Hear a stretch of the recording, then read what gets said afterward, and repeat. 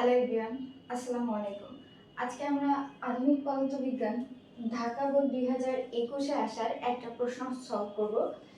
তো উদ্দীপকটা দেওয়া আছে, একটি যুদ্ধ বিমানের চলমান দৈর্ঘ্য 180 মিটার এবং চলমান ভর 18,000 কেজি। এটি কোনো স্থির পর্যবেক্ষকের সাপেক্ষে 18 × 10⁻⁷ মিটার পার সেকেন্ড বেগে গতিশীল। ঠিক আছে, তো এটা হচ্ছে স্থির পর্যবেক্ষক। মনে করো একটা বিমান যাচ্ছে, উড়ে যাচ্ছে, আর হচ্ছে স্থির পর্যবেক্ষক মানে কি, যে পর্যবেক্ষকটা নিচে দাঁড়ায় আছে বা চলমান না, স্থির অবস্থায় আছে, তার নিকট বিমানের যে গতিটা সেটা হচ্ছে বেগ 18 × 10⁻⁷ মিটার পার সেকেন্ড। ওকে, তো আমাদের এখানে গ নাম্বার বলছে যুদ্ধ বিমানের স্থির দৈর্ঘ্যটা কত, অর্থাৎ যুদ্ধ বিমান কি অবস্থায় আছে, গতিশীল অবস্থায় ওটার দৈর্ঘ্য হচ্ছে 180 মিটার। তাহলে এটা যখন স্থির অবস্থায় থাকবে তখন তার অ্যাকচুয়াল দৈর্ঘ্যটা কত, এটা তো আমরা জানি। এখানে লিখে ফেলি গ নাম্বার। আমরা কি জানি, দৈর্ঘ্য সংকোচনের ফর্মুলা থেকে L = L0 × √1 - v² / c²। এটা আমরা জানি, তাই না? এখানে L0টা হচ্ছে কি স্থির অবস্থায়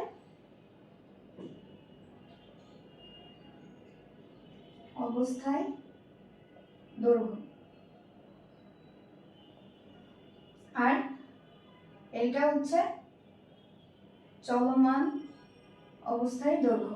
এখন এখানে কি দেওয়া আছে, এখানে দেওয়া আছে আমাদের চলমান অবস্থায় দৈর্ঘ্য, তাহলে আমাদের এই ফর্মুলাটা একটু মডিফাই করতে হবে। সেটা হচ্ছে L0 = L/√1 - v² / c²।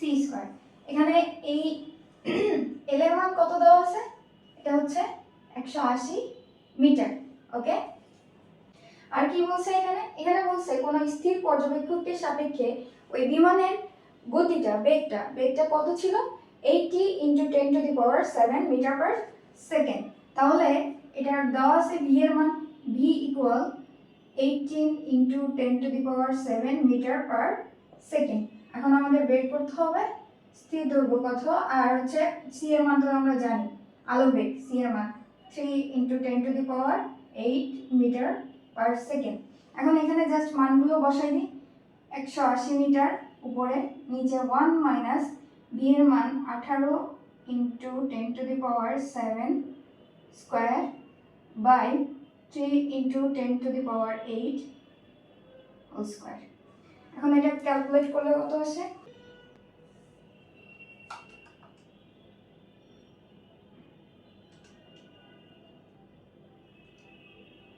এটা ক্যালকুলেট করলে আসবে 225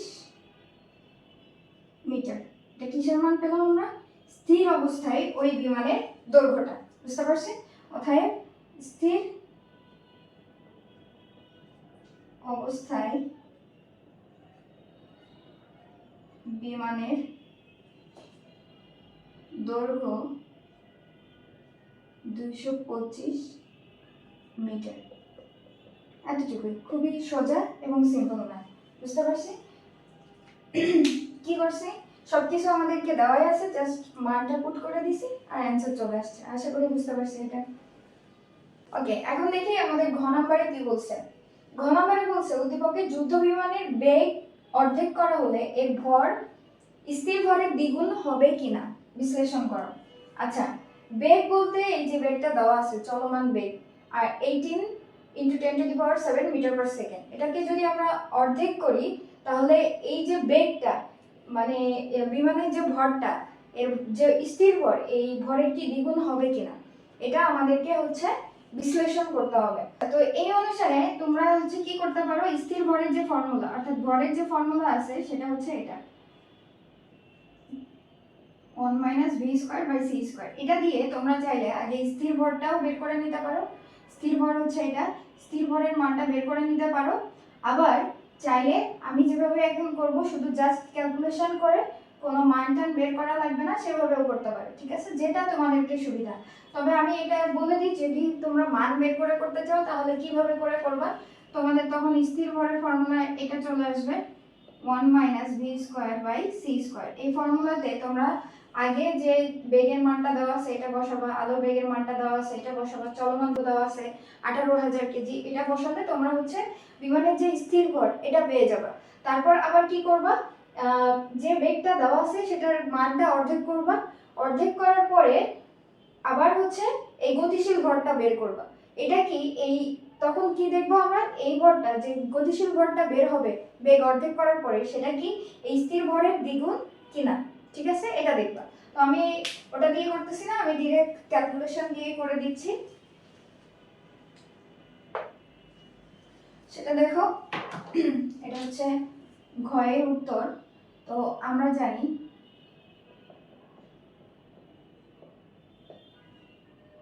গতিশীল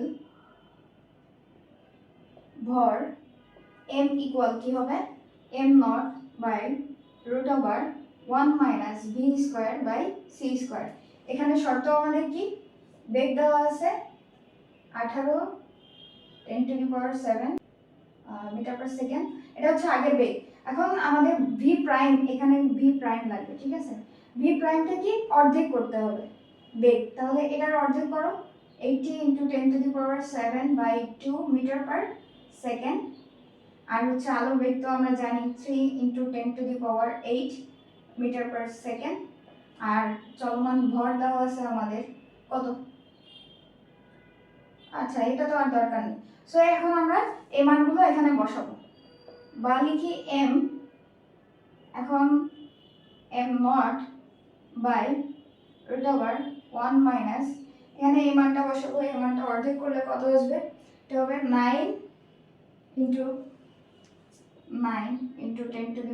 10⁻⁷, আর c এর মান হচ্ছে 3 × 10⁸, একবারে হোল স্কয়ার করে দিতে পারি, বা m ইকুয়াল, এতটুকুকে আমরা ক্যালকুলেশন করব। তো এতটুকুকে যদি ক্যালকুলেশন করি তাহলে আমরা পাবো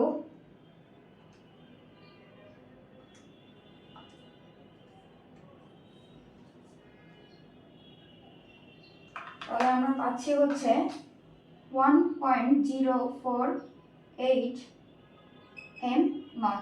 তো দেখো আমাদের কি বলছিল যে ভর অর্ধেক করা হলে স্থির ভরের দ্বিগুণ হবে কিনা, এখানে কি দ্বিগুণ হলো, না দ্বিগুণ না, অতএব এখানে আমরা লিখব যে m is equal to m not. এটা কি ইজ ইকুয়াল হইছে, মানে দুই গুণ হইছে না, ইজ নট ইকুয়াল হবে। অতএব এই কথাটা এখানে লিখে দিব যে আমরা যদি যুদ্ধ বিমানের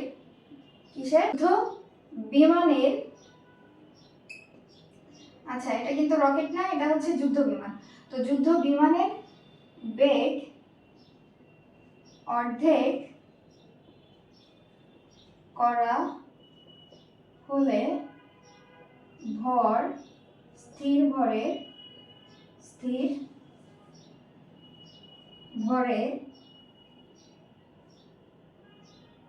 দ্বিগুণ হবে না, এবং এটাই হচ্ছে অ্যান্সার। আশা করি বিমান দিয়ে আমাদের এই আধুনিক পদার্থবিজ্ঞানের ম্যাথটা সবাই বুঝতে পারছো। যদি কোনো সমস্যা থাকে অবশ্যই কমেন্ট করবা। আর এভাবে করলে কি হবে, টাইমটা কম লাগতেছে, অত ক্যালকুলেশনেরও ঝামেলা থাকলো না, ঠিক আছে, খুব কনসেপচুয়াল এবং ছোট্ট একটা ম্যাথ ছিল। তো আজকে পর্যন্ত, টাটা।